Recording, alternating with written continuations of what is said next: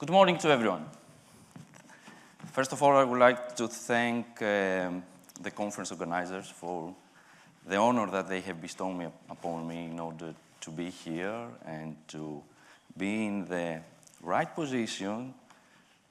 I'm the lucky one. I discuss about challenges. I make questions today. I'm from the industry background. My first question that I would like to raise is like, who am I? Nikos has introduced me a little bit, but whatever we say, it also matters who says it for me. I come from the industry background and I work for 20 years for industries. I am 11 years now with COSMOS ALUMINIUM, hand in hand. And of course, we produce extrusion, we produce aluminum profiles, because the next question is, what about COSMOS ALUMINIUM? Who knows COSMOS ALUMINIUM? Maybe the Greek market is not aware about the COSMOS ALUMINIUM. So we are extruded profiles. We mainly export. We export our profiles, our aluminum, for 99% of the production to markets like Germany, UK. We serve markets like automotive, marine, construction. And the company was founded in 2006, and we started our operation in 2007. Our first plant was is in Larissa. And why I say this is our first plant? Because in 2023, we embraced also ETEM. ETEM is a company with 50 years experience in aluminum architectural systems that serves the Greek markets and the Balkan markets. And before continuing my presentation, I would like to give you a clearer picture of COSMOS ALUMINIUM. But I was wondering when I was doing my preparation, if a picture is worth for 1,000 words, what about a video? Millions? Trillions?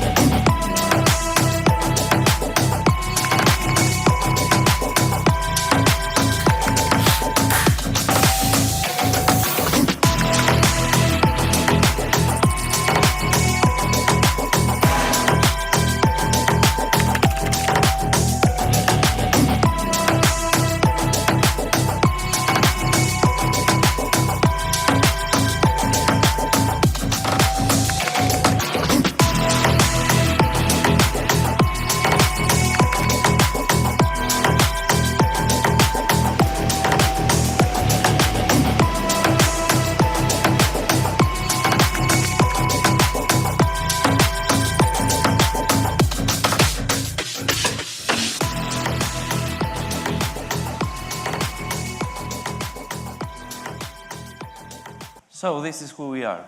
We are COSMOS ALUMINIUM. And I'm here today in order to address some challenges that we face in this new era.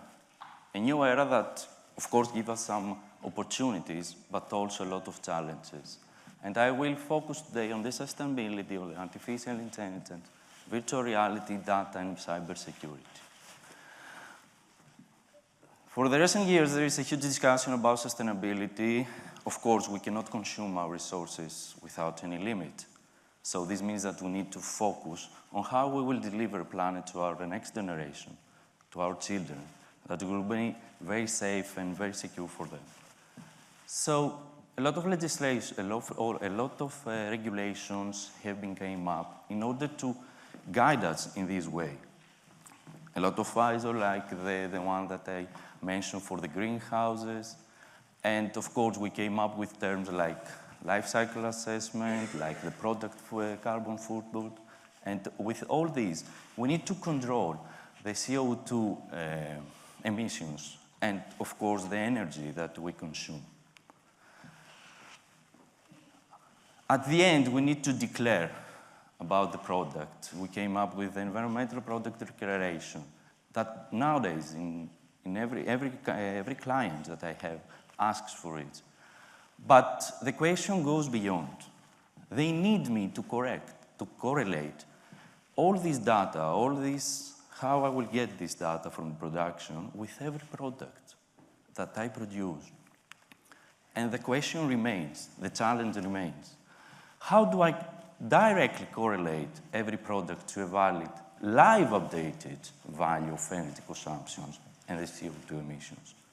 Because my clients want this. My next challenge. We have heard a lot AI today. A lot. AI in this, in that, everywhere. And for us, the most important thing, like in every industry, is about the machine and the die that will produce a profile. Of course, we try to address AI in order to help us with the productivity. So we came up, I was in a forum for the maintenance some weeks before, and we were discussing about the maintenance. Nowadays, if you go to the predictive maintenance and you use analytics and sensing data to predict machine reliability, you can get an overall equipment effectiveness more than 90%. But the discussion with AI has not stopped there. We go beyond. Now we are talking about prescriptive maintenance. What this means? We need to address analytics, advanced analytics, AI, and machine learning, not only to predict when the machine will fail, but also to suggest you what's going to be the corrective actions. So this means that we need to transfer this to an AI algorithm, and we go beyond. Why only the maintenance?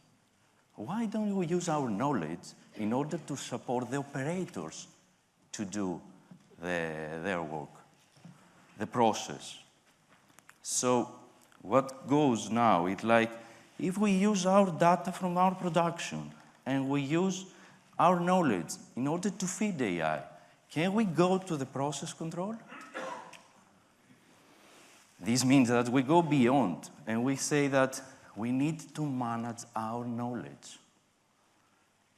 And of course, now AI is there in order to improve our manpower for better skills for everyone. But our main question is, do we go from the manpower to the mind power?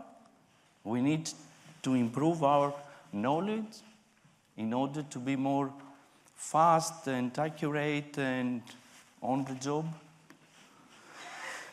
So the challenge is, how far can we go and when, from the industry point of view? And all this generates data. Imagine how much data do we need to handle. We need to go and evaluate the 5 E's characteristics for the data: the volume, the velocity, the variety, veracity, and value. And of course, we need to get this data, even for emissions, or for the process, or for the maintenance, in order to analyze them. But where we will storage all this data? What are the fragments that we need in order to get, infrastructure that we need in order to get, to have this data? And from big data, do we go to massive data? How many data? So for us, the challenge is, how will you handle your giant data? Another issue, another challenge. I'm happy because I'm here only to ask questions, challenges. So some weeks before, I was in Germany, and I was enthusiastic and fascinated by a company that it was producing virtual reality plants in order to train their operators and their maintenance technicians. A huge discussion about the industry from our side is like that we are not able to find personnel working on the plants. So imagine that I need to find them, I need to train them, and after that I can do the production. How can I short this period? Can I use virtual reality in training in order to short this period, to make more skilled operators easier, faster? Can I use them in operation and maintenance?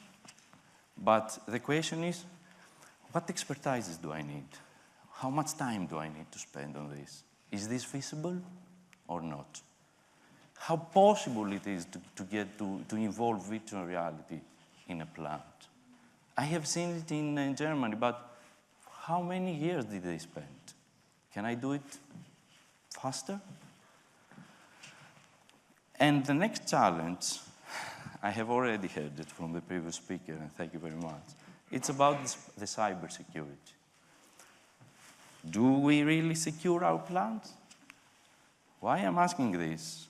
I came across with this news. The German steel factory, a cyber attack inflicts massive damage. Inline has dangers. For this company, they took control of the ovens and they destroyed their factory. And this was in 2014. In 2025, for the last months, we have a cybersecurity initiative force's largest US steel maker to make some operations offline.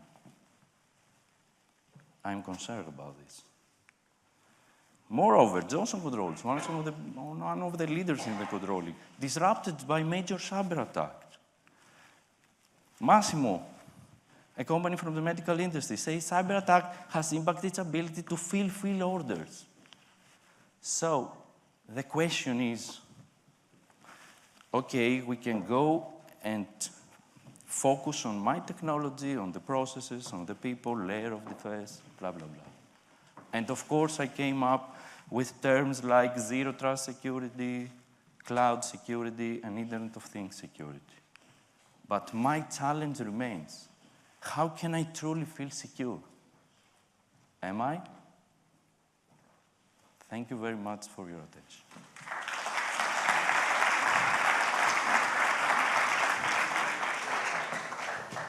Yanni, thank you very much. Thank you, Nikos. You give us a lot to think about what future technologies you think might address some of your pain points. Do we have a question from the audience?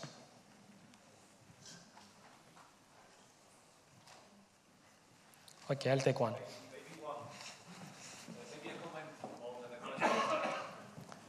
Please, Thomas, also introduce yourself to the audience. Okay, Thomas Bars, AMC Tech, and the AGH University of Science and Technology, Kraków, Poland. There is a big difference between feeling secure and being secure. For sure. Whether you feel secure, I don't know, and you will never be secure. What you can do is, because I'm always looking for practical solutions, so if we develop an embedded system, IoT system or something like this, we hire white hackers, or there are companies who will just spend their time on trying to break your system. Of course, this is not the only way, but this is what you have to do on a constant basis. It never stops. Thank you. You're right, you're right. Thank you. Thank you. Short preview, Thomas is going to be to the panel afterwards. He's developing IoT technologies, so cybersecurity, obviously, it's in the core of its development. Yanni, thank you very much. Thank you very much for everything. Ευχαριστώ.